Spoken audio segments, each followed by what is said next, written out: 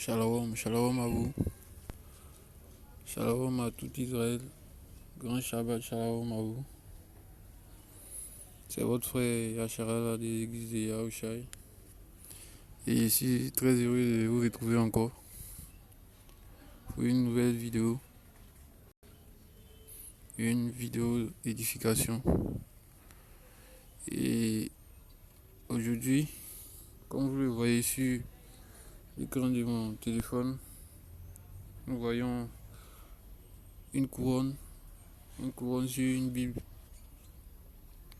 Donc en quelque sorte, je vais parler du royaume des cieux. Le titre de la vidéo sera l'état d'esprit des élus. L'état d'esprit des élus. Donc, alors, il faut dire que nous vivons en tant que les enfants de Yahweh, en tant que les fidèles de la parole, de la vérité. Dans quel état d'esprit nous devons être? C'est-à-dire,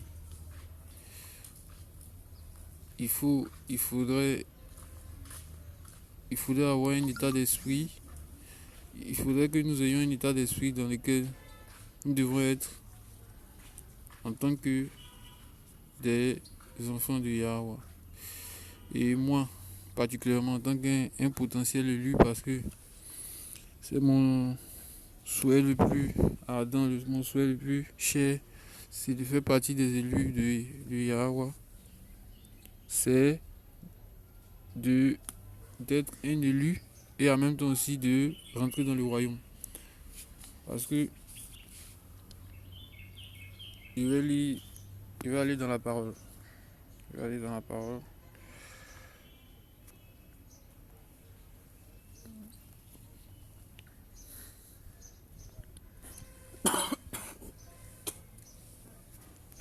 Excusez-moi. Le premier verset que je vais prendre, c'est dans le livre de Matthieu. Matthieu, chapitre 6. Matthieu, chapitre 6, verset 9. Ça, c'est les instructions que Yahushua a données à ses disciples pour la prière. Comment il a commandé de prier, les instructions sur la prière. Il disait comme ça: quand vous priez, priez de cette manière. Notre Père qui est au ciel, ton nom soit sanctifié. Ton règne vienne. Ta volonté soit faite sur la terre comme elle l'est au ciel. Donc, je vais m'attarder sur ces deux premières paroles qu'il a prononcées. Notre Père qui est aux cieux, que ton nom soit sanctifié et que ton règne vienne. Donc, le désir même, d'abord, quand vous commencez votre prière chaque jour, vous devez d'abord rendre toute la gloire à Yahweh et en même temps désirer le royaume. Parce que, vous voyez, le premier, c'est ton royaume vienne, que ton royaume vienne, au verset 10. C'est une manière de nous dire que, en tant que des enfants de Yahweh, en tant que des élus, des potentiels élus de Yahweh, cela doit être notre priorité et notre désir ardent. C'est-à-dire rentrer dans ce royaume-là. Je vais prendre un deuxième verset qui est dans le livre de Matthieu, toujours dans le livre de Matthieu, chapitre 25. Chapitre 25, verset 1, on dit: alors le royaume du ciel sera semblable à 10 vierges qui prirent leur lampe et allèrent à la rencontre de l'époux. Et 5 d'entre elles étaient sages et 5 étaient insensées. Donc les 10 vierges là, ça fait partie en quelque sorte des appelés, ou bien de ceux à qui la parole de vérité viendra.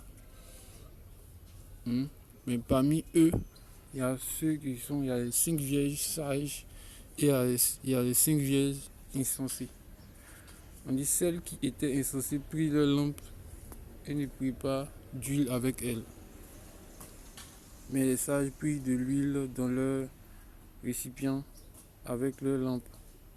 Comme le coup tardait à venir, elles s'assoupirent toutes et s'endormirent. Et à minuit, il y eut un cri.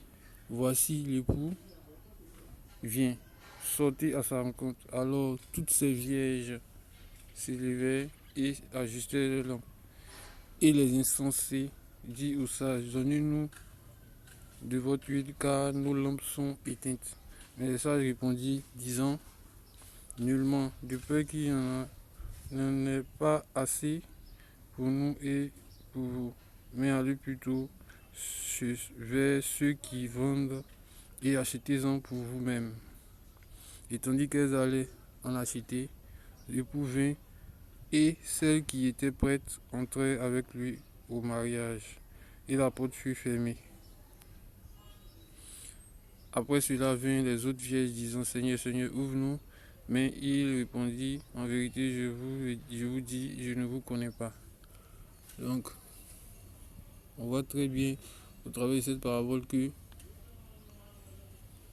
en tant qu'enfant de Yahweh, lorsque la parole de vérité vient à vous, vous devez constamment la garder allumée. C'est comme une lampe.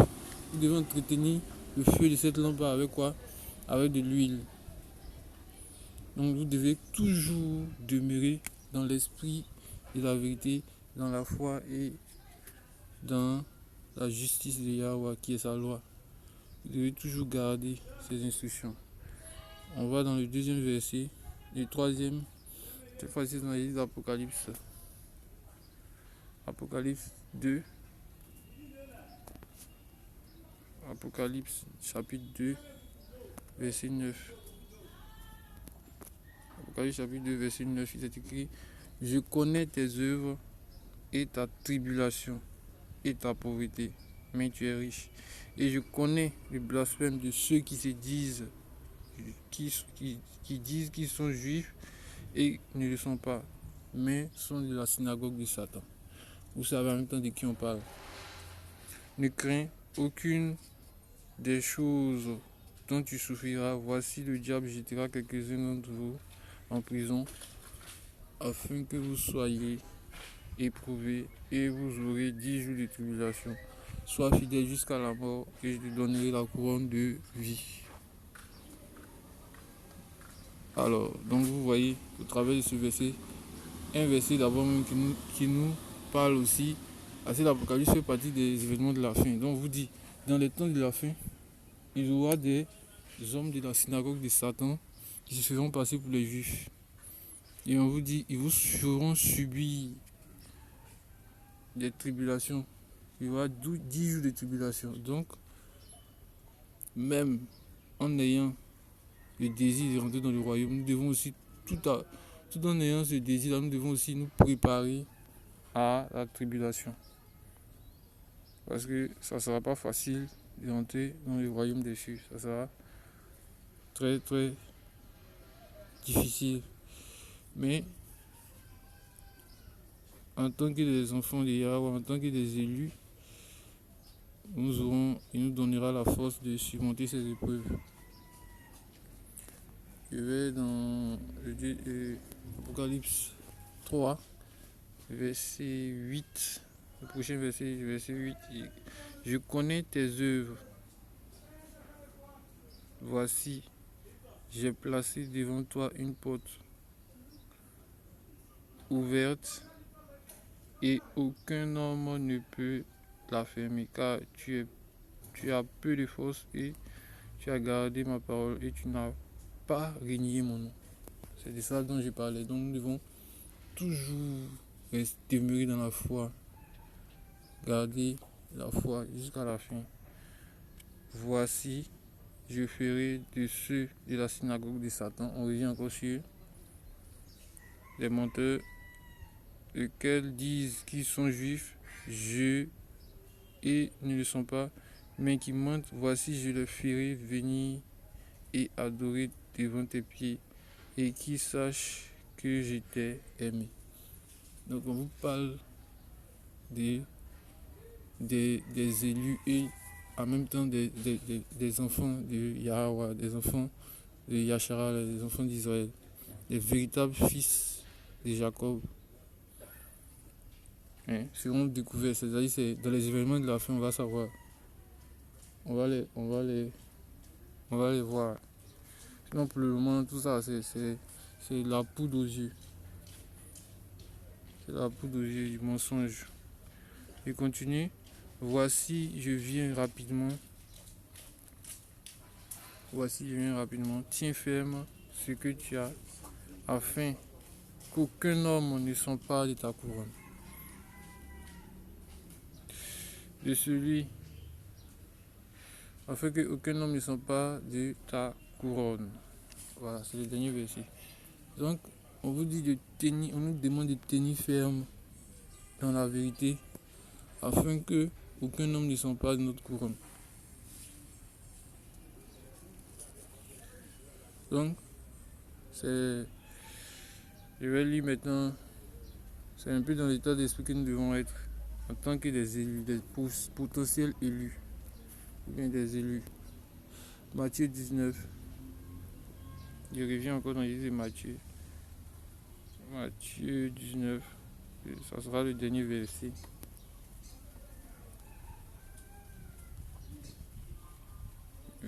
Matthieu 19,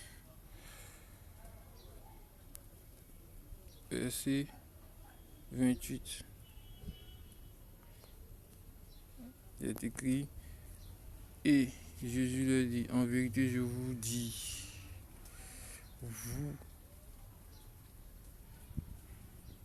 en vérité je vous dis que vous qui m'avez suivi à la régénération, lorsque le Fils de l'homme sera assis sur le trône de sa gloire, vous aussi serez assis sur les 12 trônes, jugeant les 12 tribus d'Israël.